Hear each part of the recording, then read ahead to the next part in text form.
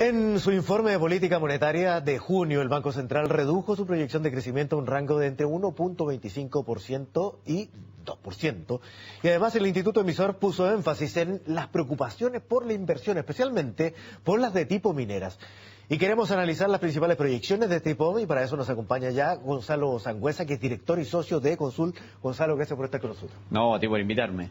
Bueno, yo te contaba, y bueno, lo sabes ampliamente, que las noticias económicas no son lo mejor en el día de hoy. De hecho, son bastante deprimentes, no solamente por lo que señalábamos del IPOM, sino que la estimación de crecimiento, de lo que va a avanzar el país de aquí a final de año, y otras cifras más. Del IMASEC, por ejemplo, un crecimiento de 0.7%, que va bastante en desacuerdo con lo que proyectaba el mercado hasta el día de hoy. Efectivamente, o sea, hoy día a las 8:30 de la mañana conocimos el IMASEC de abril, y las proyecciones del mercado estaban entre 0,8% y 2,3%, y centradas en 1,5%. Y lo que supimos fue que creció 0,7%, entonces fue un crecimiento muy bajo. Incluso si uno separa minería, que sabíamos que minería había tenido, y esta es primera vez que el Banco Central presenta el IMASEC de la minería y el resto de la economía, para aislar ese efecto. Y si uno mira el resto de la economía, el crecimiento fue 1,3%, también bastante bajo si lo comparamos con el primer trimestre, que habíamos crecido 2%. Ahora, el ministro Valdés reconoce que son malas cifras. Sin embargo, con esta división de la minería, explica que se debe también al funcionamiento de los mercados internacionales, especialmente con nuestro commodity principal.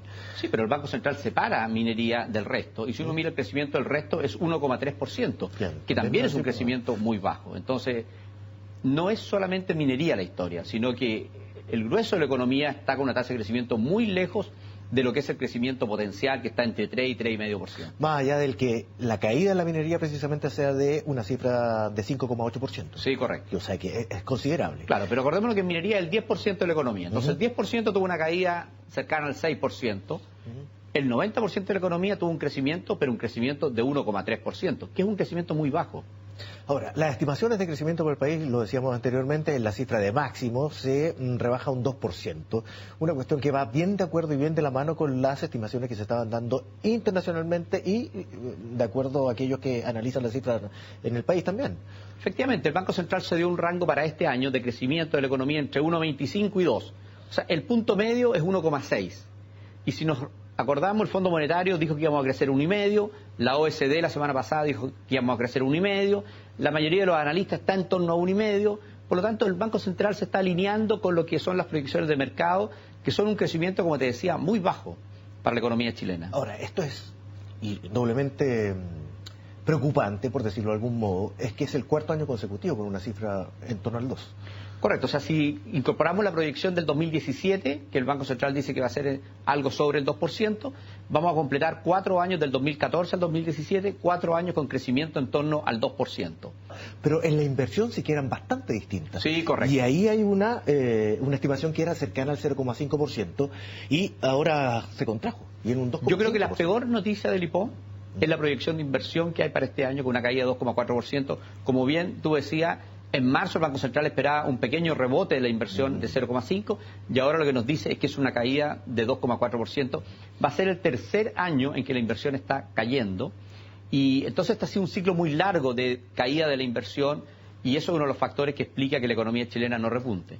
Ahora, las señales que ha dado el gobierno, más allá del reconocimiento que hace el propio ministro Valdés, han ido en el sentido que esperaba el mercado, porque cualquiera pudiese haber pensado que en el mensaje del 21 de mayo, donde se pone cierto acento en la agenda de productividad, más allá de que había sido anunciada anteriormente, sin embargo esto no está redundando en mayor confianza para los consumidores y para los inversionistas, empresarios en general.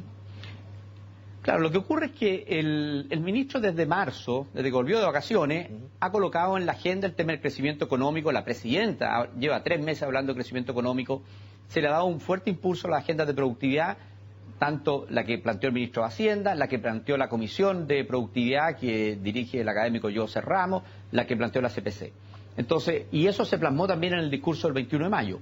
El problema es que junto con todo ese impulso al crecimiento y a la productividad, tenemos por otro lado toda la discusión que hay sobre la reforma laboral. Ha sido una reforma laboral que lleva mucho tiempo en discusión y hay mucha incertidumbre cómo eso va a terminar. Hoy día tuvimos más noticias sobre ese tema, entonces al final del día yo creo que lo que ocurre con el empresariado, porque esto es transversal, si mira uno construcción, comercio, industria, minería, las expectativas son muy bajas, es que están confundidos, porque por un lado hay una agenda de productividad y se habla de crecimiento, y por otro lado todavía no resolvemos cuál va a ser la nueva legislación laboral. Y el tema laboral es muy importante en todas las empresas. Sí, el tema laboral es muy importante, pero también la cifra del desempleo que hemos conocido ahora, bajo esta incertidumbre que tú describes, es que hay mala calidad de los empleos generados. Efectivamente, más allá del aumento de las cifras que hemos conocido durante el último tiempo, porque, y lo señala Vergara, hay creación de empleos por cuenta propia, que son de mala calidad, si lo describe, y también el recorte de jornadas laborales. Bueno, el mercado laboral hay muchas cifras que mirar. Uno mira la creación de empleo, pero uno separa lo que son asalariados de lo que son cuenta propia. Porque cuenta propia uno sospecha que mucha gente que queda desempleada, que bueno, tiene que ganarse la vida y lo que llamamos los famosos pololos, ¿no es cierto?, hace algo, y aparece en la encuesta del INE como empleados por cuenta propia. Y el Banco Central destaca eso, dice que los asalariados han crecido 0,5% el primer trimestre, que es una cifra muy baja, y que el desempleo se mantiene bajo básicamente porque existen muchos trabajadores por cuenta propia, pero ese es un empleo más precario. Y lo que nos anticipa es que a futuro, los próximos meses, vamos a ver un deterioro del mercado laboral. Entonces, la expectativa del mercado laboral, si uno suma un escenario de bajo crecimiento económico con un escenario de mucha incertidumbre regulatoria, es una combinación muy nociva para el desarrollo del mercado laboral. Y esto lo vivimos el año 2000-2001. Y que también tuvimos reforma laboral y también tuvimos desaceleración económica.